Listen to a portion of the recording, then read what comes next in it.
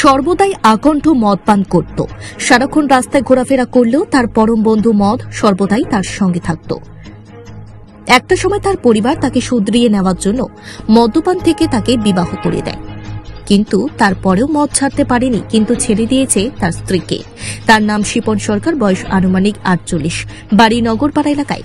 নিত্যদিন মধুপুর থেকে নগরপাড়া, আবার কখনো নগরপাড়া থেকে ফুলতলি ইত্যাদি এলাকায় সকাল থেকে রাতের অন্ধকারে ঘোরাফেরা করত একাকীভাবে।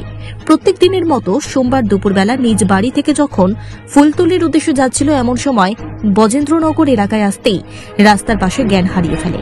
দীর্ঘক্ষণ রাস্তার পাশে পড়ে থাকলে এলাকার জনগণের সন্দেহ হয়। এলাকার জনগণ এমন সময় এসে দেখতে পান শিপন সরকারের মৃত্যু হয়েছে। পরবর্তী সময় এলাকার জনগণ আমতলী থানায় খবর দিলে পুলিশ ছুটে আসে। পরে পরিবারের তার মা বাবা ছুটে আসে। জানা যায় সর্বদাই মদ খাওয়ার পরিপ্রেক্ষিতে শরীর দুর্বল হয়ে যায়, যার পরিপ্রেক্ষিতে রাস্তার পাশে পড়েই তার মৃত্যু হয়েছে। এই ঘটনাকে কেন্দ্র করে এলাকায় শোকের ছায়া নেমে আসে, যদিও তার একটি সন্তান রয়েছে বলে তার পরিবার সূত্রে খবর। প্রায় 3:30 বাজে আমি ঘুমাই দিচ্ছি আমার বাড়ি।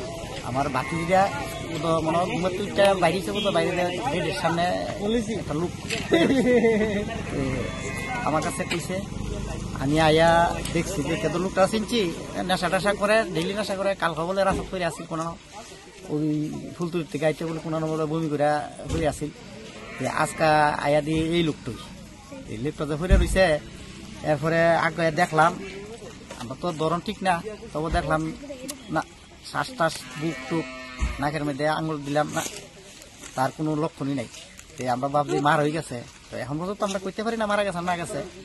এখন থানাত খবর দিছি, প্রধানের কাছে জানাইছি। প্রধানের বাড়ি হলো নগরপাড়া, এর বাবার নাম হলো গিরেন্দ্র। বাড়ির ফাড়ায় খবর জানাইছি, প্রায় 1 ঘন্টা 1.5 ঘন্টা হয়েছে। তারা বাড়ির তারও এর বাবার নাম কি? গিরেন্দ্র কি রে টাইটেলটা? গিরেন্দ্র কি, এর নাম কি? এর নাম হলো শিপন বুধ। আপনার কি মনে হয়, কি ধারণা হতে পারে? আমার মনে হইতেছে তো মনে বাড়ির করে খানা দানা খায় না বুধ, নেশা সকাল বিকাল করে, আর চুরিদারিও করে। ওই মানুষের বাড়ি করতে যে ডাফাই দুই একবারে সবজি আরম্ভ করা সমস্ত কিছু। তারা কোন জায়গায় ঘটনা হয়েছে, মারা গেছে কোন জায়গা? এখানেই বুধ মনে হয়। জায়গাটার নাম কি? জায়গাটার নাম হলো ব্রজনের মধ্যপাড়া কয়েন। মদ টদ খাই তো মনে হয় দুর্বল হয়ে আছে, ফিরে আছে, কি করছে না কি হয়েছে আমরা তো দেখছি না।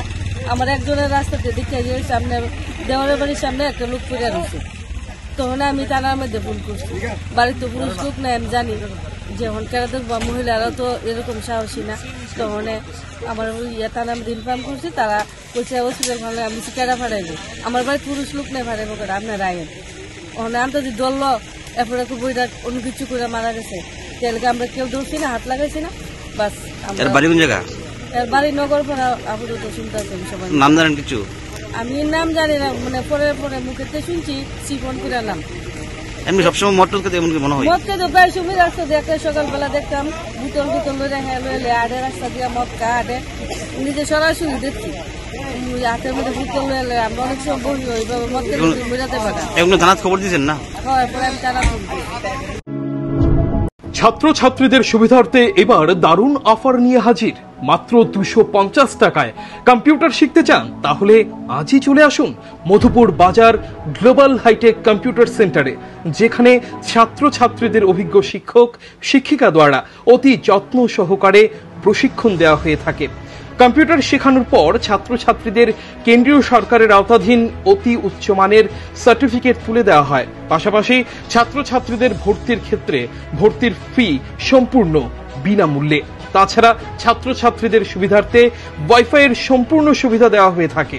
তাই আর দেরি না করে আজই চলে আসুন মধুপুর বাজার নিউজ ত্রিপুরা 24 অফিসের পাশে গ্লোবাল হাইটেক কম্পিউটার সেন্টারে।